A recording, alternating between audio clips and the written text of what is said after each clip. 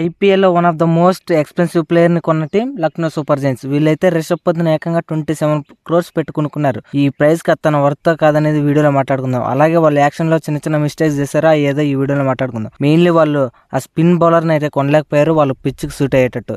So ఈ వీడియోలో మనం అయితే వాళ్ళ ప్లేయింగ్ లెవెన్, అలాగే వాళ్ళకి విన్నింగ్ క్యాపబిలిటీస్ ఉన్నాయా, అలాగే వాళ్ళ బ్యాటింగ్ స్టైల్ ఎలా ఉంటుంది, వాళ్ళ మిడిల్ ఆర్డర్ ఎలా ఉండాలి దానిపై ఈ వీడియోలో ఫుల్గా డిస్కస్ చేసుకుందాం.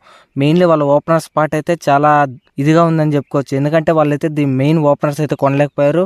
మిచెల్ మార్ష్ మరియు ఎయిడెన్ మార్క్రమ్ అయితే ది ఎక్స్పెన్సివ్ ప్లేయర్స్ అయినప్పటికీ వాళ్ళైతే అంత బాగా పర్ఫార్మెన్స్ అయితే ఇచ్చేటవాళ్ళు కాదనిపిస్తుంది నాకెందుకో. సో మనం ఈ వీడియోలోకి వెళ్ళిపోయే ముందు మన ఛానల్ సబ్స్క్రైబ్ చేసుకోండి, అలాగే వీడియో నచ్చితే లైక్ చేయండి, కుదిరితే మీ ఫ్రెండ్స్ అండ్ ఫ్యామిలీకి షేర్ చేయండి.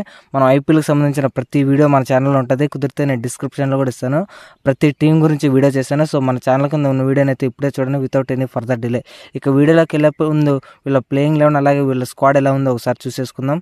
So let's get into the video. అంతకంటే ముందు వాళ్ళు యాక్షన్లో చేసిన బెస్ట్ పిక్స్ గురించి మాట్లాడుకుందాం. ముందుగా ఎయిడెన్ మార్క్రమ్ అయితే 2 crores తీసుకున్నాయి, ఇది చాలా బెస్ట్ డీల్. అలాగే డేవిడ్ మిల్లర్ అయితే చాలా తక్కువ ప్రైస్కి దొరికేసాడని చెప్పుకోవచ్చు, ఇది కూడా చాలా బెస్ట్ డీల్. ఇక మనందరికీ తెలిసిందే రిషబ్ పంత్ 27 crores పెట్టుకున్నారు. సో ఇది కూడా అంత వర్త్ కాదనిపిస్తుంది నాకెందుకు. ఇక అవేష్ ఖాన్ అయితే వాళ్ళ ఎక్స్ ప్లేయర్ని అయితే వాళ్ళైతే తిరిగి కొనుక్కోవడం జరిగింది.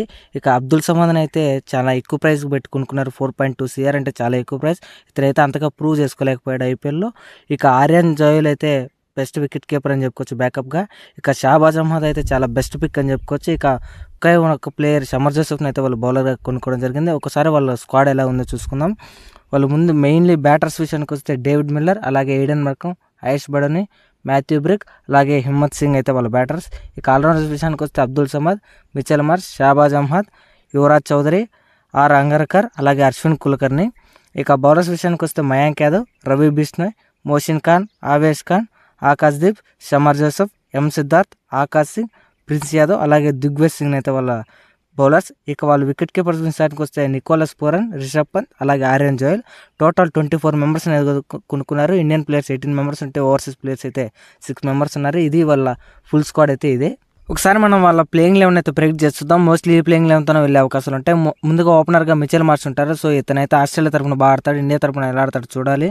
అలాగే సెకండ్ ప్లేయర్గా మార్క్రమ్ అయితే ఆడతాడో లేదో చూడాలి. వాళ్ళైతే ఈసారి ఓపెనర్గా ట్రై చేస్తారు. మెయిన్లీ 1 downలో ఆడించడానికి సన్ రైజర్స్ తరఫున పెద్దగా ఆడించలేదు. సో వాళ్ళు మెయిన్లీ ఓపెనర్గానే ఉంటారు. ఇక 1 down విషయానికి వస్తే ఖచ్చితంగా రిషబ్ పంత్ అయితే ఆడతాడు, ఎందుకంటే రిషబ్ పంత్కి సమ్ ఎక్స్పీరియన్స్ ఉంది. ఇక నెంబర్ 4లో ఖచ్చితంగా నికోలస్ పూరన్ ఉంటారు.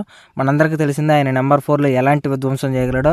సో ఒంటి చేతో మ్యాచ్ని మలుపు తిప్పేసే సత్తా ఉన్న ప్లేయర్.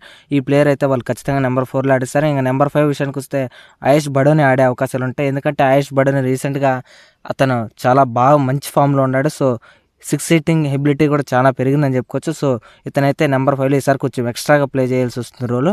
ఇక నెంబర్ 6 విషయానికి వస్తే డేవిడ్ మిల్లర్ అయితే చాలా తక్కువ ప్రైస్కి దొరికేసినప్పటికీ ఈ ప్లేయర్ ఈ స్పాట్లో అలాగే ఈ గ్రౌండ్కి సెట్ అవుతాడో లేదు చూడాలి. మోస్ట్లీ ఈ ప్లేయర్ స్పిన్ ఆడడానికి కొంచెం ఇబ్బంది పడతాడు కాబట్టి సో ఈసారి ఎలా పర్ఫామ్ చేస్తాడో చూడాలి. ఇక నెంబర్ 8 విషయానికి వస్తే 7 షాబాజ్ అహ్మద్ అయితే కొనుక్కోవచ్చు, చాలా మంచి ప్రైజ్ కొనుక్కున్నారని చెప్పుకోవచ్చు. ఇక వాళ్ళైతే నెంబర్ 9 అయితే రవి బిష్ణోయ్ అయితే వాళ్ళ బెస్ట్ బౌలర్ అయితే వాళ్ళైతే రిటైన్ చేసుకోవడం జరిగింది. సో ఇతనైతే వాళ్ళ టీంకి చాలా బెస్ట్ ప్లేయర్. సో ఇతను మెయిన్లీ వీళ్ళ లోపం ఏదంటే వీళ్ళైతే ఇతని కాంబినేషన్గా మెయిన్లీ ఒక మెయిన్ స్పిన్నర్ని అయితే కొనుక్కోలేకపోయారు. సో చూడాలి ఎలా ఉంటుంది ఈసారి. ఇక వాళ్ళ ఎక్స్ ప్లేయర్ అవేష్ ఖాన్ అయితే బైబ్యాక్ చేయడం జరిగింది. సో ఇతనైతే డెత్ బౌలర్గా చాలా మంచి పర్ఫార్మెన్స్ ఇస్తాడు. సో ఈసారి లక్నో సూపర్ జైంట్స్కి ఎలా పర్ఫార్మెన్స్ ఇస్తాడో చూడాలి. సో నేనైతే మంచిగా ఆడతాడు అనిపిస్తుంది.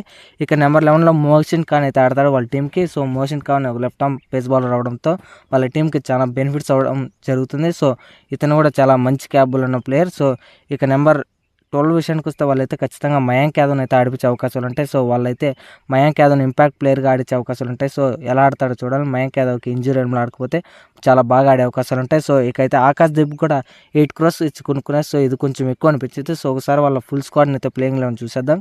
ఓపెనర్స్గా మిచెల్ మార్ష్ అలాగే ఎయిడెన్ మార్క్రమ్ ఉంటారు. అలాగే 1 downలో రిషబ్ పంత్, నెంబర్ 4 స్పాట్లో నికోలస్ పూరన్ ఉంటాడు, number 5 Ayush Badoni, number 6 David Miller, number 7 Shahbaz Ahmed, number 8 Abdul Samad, number 9 Ravi Bishnoi, number 10 Avesh Khan, number 11 Mohsin Khan, number 12 Mayank Yadav, వారు ఆకాశ్దీప్ అయితే ఉంటారు. సో వీళ్ళ టీం అయితే చాలా బాగా సెట్ అయింది అనిపిస్తుంది నాకైతే.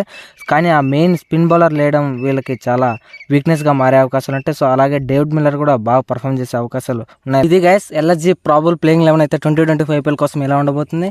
ఇక వాళ్ళ నెగిటివ్స్ గురించి మాట్లాడుకుంటే వాళ్ళ దగ్గర అయితే మెయిన్ ఆ ఓపెనర్ స్పాట్ అయితే చాలా వీక్గా అనిపిస్తుంది. ఎలా పర్ఫామ్ చేస్తారో చూడాలి. ఆ మెయిన్ స్టార్ట్ రాకపోతే వాళ్ళైతే కుదులుకోవడం చాలా ఇంపాసిబుల్ అని చెప్పుకోవచ్చు. మెయిన్లీ ఆ పర్ఫార్మెన్స్ రాకపోతే వాళ్ళైతే ఆడడం చాలా కష్టం.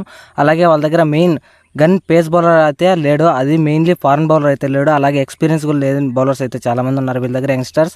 సో వీళ్ళు ఎలా పర్ఫామ్ చేస్తారో చూడాలి. సో ఇది గైస్ ఎల్ఎస్జీ ప్రాబుల్ ప్లేయింగ్ అలాగే విన్నింగ్ క్యాపబిలిటీస్. సో ఇక్కడ దాకా వీడియో చూసినంత వరకు thank you for watching. Have a nice day.